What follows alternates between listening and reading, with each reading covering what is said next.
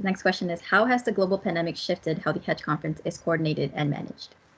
The pandemic basically forced our conference from a one-day in-person event to now a two-part virtual event. So we realized that we can't replicate fully what a one-day in-person conference would be and just shift that to online. I think it would work very ineffectively. We decided that to make things easier for both the students and the sponsors attending, that we would cut the conference into 2 days.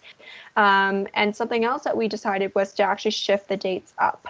And so thanks to the virtual setting, we were able to move the conference up. So because of that, we were able to kind of have the conference happen at a time before postings were released. And so that way students kind of get a firsthand look at what jobs are going to be posted, which firms are hiring, and for what opportunities. And then when it goes live on Waterloo Works, they already have all of this information beforehand that can help them land these roles. And so I would say those are the two major changes that Adam and I decided on for this year. So we were able to focus on, well, what is the best workshop experience that you can give in an online environment? It's not going to be the same as what has happened previously in person, but we can still focus all our time to maximize the experience that comes out of the hEDGE conference. Splitting the conference up over the 2 days to give people a break and to just make sure people stay engaged and have the opportunity to kind of get the most out of the conference.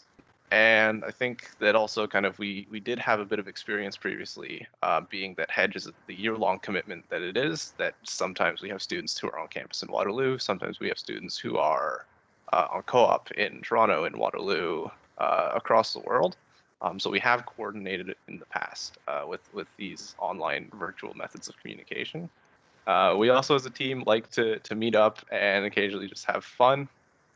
So we haven't been able to do that. We haven't been able to let loose. We didn't get to have a post-conference celebration as we typically would have, but we're definitely waiting for everything to kind of return to a setting where we can safely do that. And definitely looking forward to meeting up as a team finally.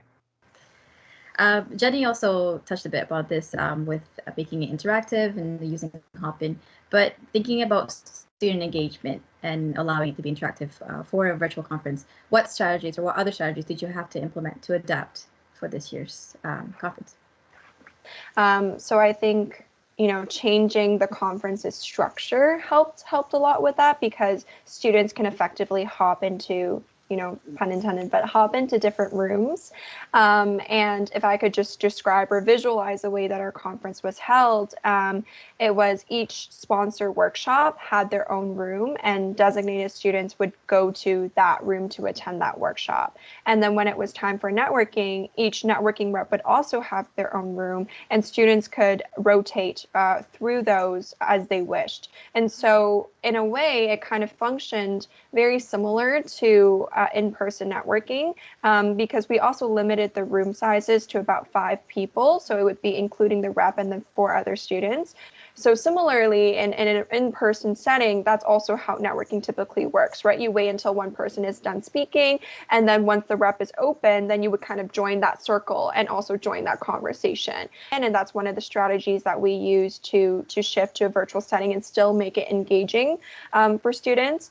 Another thing that we did, which we thought was pretty fun, was we actually held a contest at the end of each day where we held a Kahoot quiz, and that Kahoot quiz would be questioning students on things that the keynote speakers talked about during their presentation, things that perhaps happened in the women's panel, for example. So elements of the conference that we wanted students to remember about the day. Yeah, I would definitely want to, definitely echoing on Jenny's thoughts there. The platform is really one of the major parts that allowed us to increase the engagement, where we did our best to mimic what is it actually like to stand in a room full of networking reps and look around and see, well, who do I want to talk to? Who can I talk to? And how many other people are talking to this person?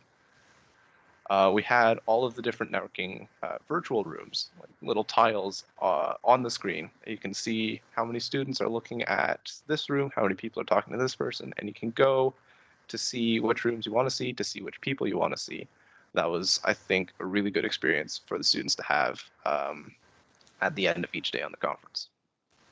I think this is it's an excellent example of turning what could have been a real negative into a positive, and all the credit to Jenny, Adam, and their team for putting on the online conference, but using online elements to make it a positive experience. So, you know, asking for questions ahead of time, and the networking capabilities that we had with the hop-in technology. It would have been very easy just to do it on Zoom or something like that, and it wouldn't have been as good. And so to turn a negative into a positive is, I think, is a real credit to the team. And again, just to reiterate to students perhaps watching this, again, you know, we all agree COVID hasn't been fun. There hasn't been a lot of fun with this. We don't like doing everything online, but you've got to give it a try, and you've got to be active. And if you come to a conference like hEDGE, if it's online, in person, you've got to be an active participant. So don't you know, dwell on the negatives. Be active and positive, and that'll be to your long-term future, or long-term benefit.